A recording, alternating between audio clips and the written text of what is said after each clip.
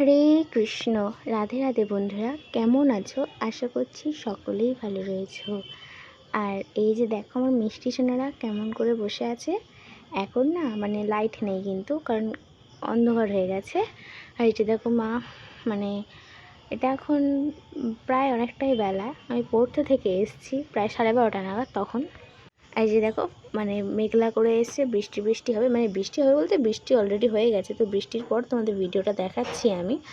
আমি পড়তে গিয়েছিলাম না, তো সেই টাইমে মা অর্জন করাতে পারেনি, কারণ এই মা কোন দিকটা সামলাবে বলো, সে তোমরা বুঝতেই পারছো। আর বিশেষত বাবা তো চলে গেছে না, যার জন্য অর্জন করাতে পারছে না, আর মাও করতে পারেনি, কারণ এদিকে রান্না টান্না সারতে হবে। আর আমি পড়তে গিয়েছিলাম তাই করতে পারিনি, তো এসে করে দিচ্ছি। একটু বেলা হয়ে গেছে, এমনি থেকে মেঘলা মেঘলা ওয়েদার।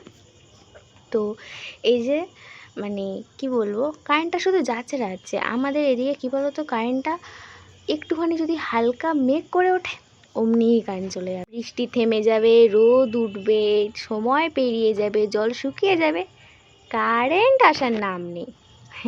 তো যাই হোক, আমি একটু অর্জন করতে, এই যে দেখো অগুরটা শেষ হয়ে গেছে, অগুরটা আনতে হবে। আমি যে বিষয়টা জানি তোমাদের সাথে একটু বলি। অতিথি নাকি নারায়ণ, তো অতিথিকে কখনো ফেরাতে নেই। যাই হোক, অতিথি নাকি কিছু না কিছু এটা দিতে হয়। তো আমার মাসি জানো বলে যে যদি কোনো মুসলিম টুসলিম আসে আমাদের বাড়ি থেকে, তো ভিক্ষা নিচ্ছে না। আমি জানি না তোমাদের কি মনে হবে, তবে যেটা আমি মাসি বলেছে সেটাই বলছি। তো অনেকে এখন কি বলো তো, ভিক্ষার নামে সব এসে মিথ্যে কথা বলছে। ধরো অনেকে ভিখারি সেজে আসছে, অনেকে বলছে মা আমি ঠাকুরের দেবো, এর দেবো তার দেবো, কিন্তু না, আদেও তা কিন্তু নয়। অনেকে আছে, এটা আমি সবার ক্ষেত্রে বলছি না, সবাই কি এরকম খারাপ হয় বলো? হয়তো দেখা গেল ভালোদের জন্য, যারা হয়তো ভালো মানুষ, তারা হয়তো সেজে টেজে এসছে, আর ওই রকম করে যাচ্ছে বলে যখন খারাপরা আসছে তখন তাদেরকে দেওয়া হচ্ছে না, এই রকম আর কি। আমরা মানুষের এরকমই, মানুষটা এমন হয়ে এসেছে। আমার মাসিরা যেন কোনো মুসলিম এলে আমার মাসি আগে বলে যে তোমরা আগে হরে কৃষ্ণ বলো, তারপর আমি কিন্তু ভিক্ষা দেবো। কারণ তুমি যদি হিন্দুর বাড়িতে এসে ভিক্ষা নাও, তাহলে হরে কৃষ্ণ বলতে কোনো প্রবলেম হবে না নিশ্চিত। হ্যাঁ, তো এটাই আর কি। আর হরে কৃষ্ণ বললে তো এমন কোনো পাপ হবে না, উল্টে তাদের ভালো হবে।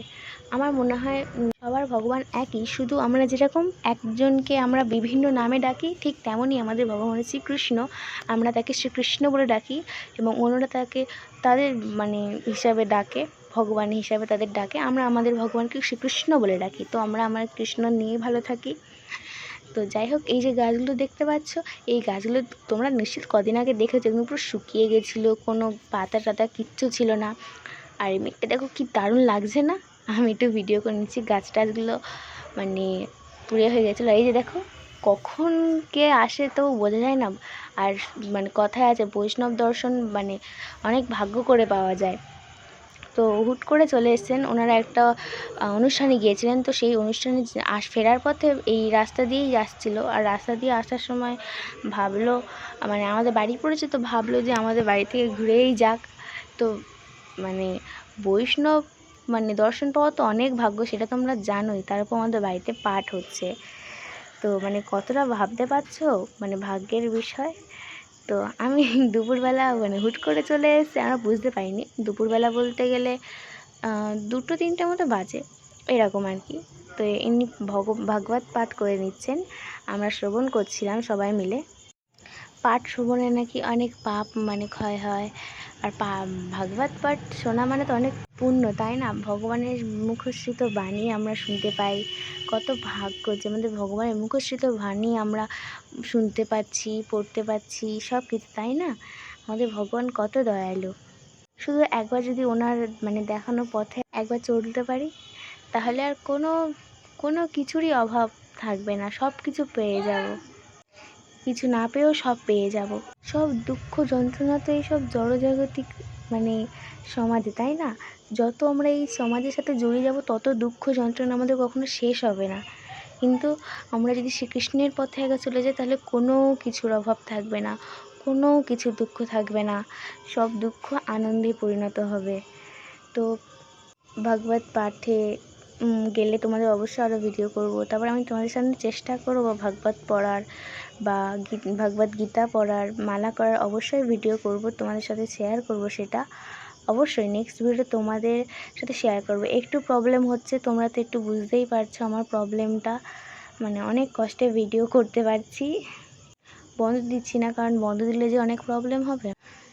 তো হঠাৎ করেই বৈষ্ণব দর্শন, সাধুদের দর্শন, অনেক ভাগ্য করে। তো এনারা এবার চলে যাবেন। ওনার যে মঠ দেখিয়েছে না তোমাদের, মানে যে মঠে একবার গিয়েছিলাম, সেই মঠেরই ওনারা। ইনি হলেন, মানে যিনি ভাগবত পাঠ করছিলেন উনি হলেন ছোট প্রভু, ওখানকার ইনি হেড। তো ওনার কথা মতো সব কিছু চলে। তো আমি নেক্সট ভিডিও অবশ্যই একটু ভালো করার চেষ্টা করব। আমার পাশে থাকবেন, আমার পাশে থেকে একটু সাহায্য করবেন। আর যারা আমার পাশে আছেন তাদের জন্য অসংখ্য অসংখ্য ধন্যবাদ। তো আসছি আবার নেক্সট ভিডিওতে অবশ্যই চেষ্টা করব তোমাদের আর একটু ভালো কিছু দেওয়ার, অবশ্যই।